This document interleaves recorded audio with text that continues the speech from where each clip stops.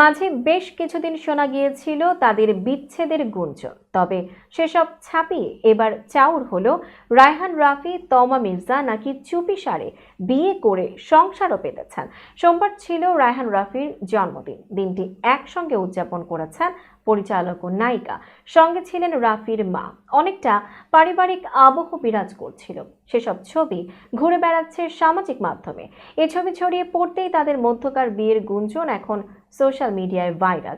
নেটিজেনরা তাদের নিজেদের মতো করে নানা ধরনের চর্চা ছড়াচ্ছে। গোপনে বিয়ে সংসার নিয়েও গুঞ্জন উঠেছে, যা দৃষ্টি এড়ায়নি অভিনেত্রী তমা মির্জারও। বিষয়টি নিয়ে প্রথমে চুপ থাকলেও এবার নীরবতা ভেঙে এ নিয়ে কথা বললেন তিনি। মঙ্গলবার social media verified Facebook account থেকে এক স্ট্যাটাসে তমা বলেন, আমি সংবাদ মাধ্যমকে এই ধরনের বিভ্রান্তিকর ও অপ্রয়োজনীয় গুজব ছড়ানো থেকে বিরত থাকার জন্য দৃঢ়ভাবে অনুরোধ করছি। আমি একজন শিল্পী, আর একজন শিল্পী হিসেবে আমার প্রাথমিক মনোযোগ কাজের দিকে এবং বর্তমানে আসন্ন প্রকল্পগুলোর প্রতি মনোযোগ আমার।